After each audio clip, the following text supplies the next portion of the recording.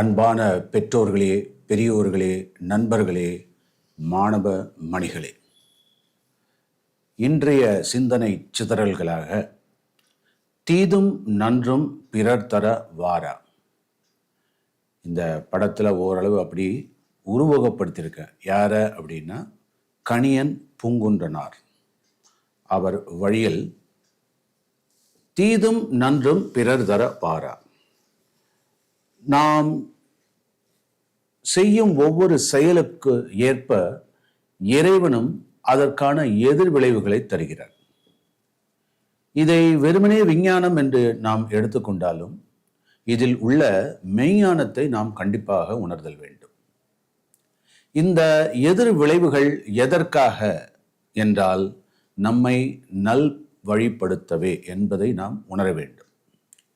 உதாரணமாக, நாம் சிறு குழந்தையாக இருக்கும்போது எழுந்து நிற்க வேண்டும் என்று துடித்தால் தத்தி தத்தி கீழே விழுந்து விடுகிறோம்.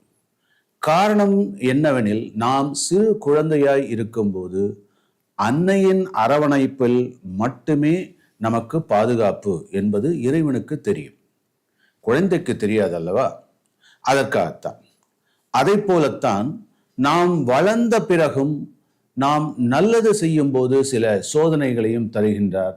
அது நம் நற்செயல்களை பலப்படுத்தவே என்பதை நாம் உணர்தல் வேண்டும். உதாரணமாக, நாம் ஒரு சுவரில் ஒரு படத்தை மாட்ட வேண்டும் என்றால் ஆணி அடித்தே அதை உறுதி செய்து கொள்ள வேண்டும். ஆணி அடித்த பிறகு அது சுவரில் நன்றாக பதிந்துள்ளதா என்று நாமே ஆட்டி பார்க்கின்றோம் அல்லவா? அதை போலத்தான் இறைவன் நம்மளுடைய நற்செயல்கள் மீண்டும் மீண்டும் நாம் சரிவரச் செய்கின்றோமா என்பதை சோதனை செய்கின்றார் என்றே கொள்ள வேண்டும்.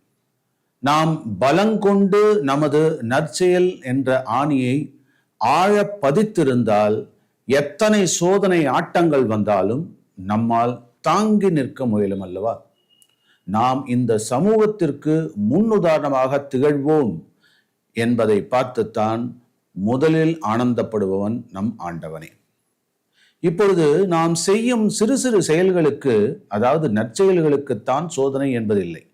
நாம் அன்றாடம் செய்யும் பல பல தீய செயல்களுக்கும் எதிர்வினை, நம் தீய செயல்களுக்கு தகுந்தவாறு இறைவன் சில பாடங்களை, சோதனைகளை நமக்கு தருகின்றான். நாம் பல சமயங்களில் நம் மனசாட்சி சொல்லும் விஷயங்களை அலட்சியப்படுத்தி விடுகிறோம்.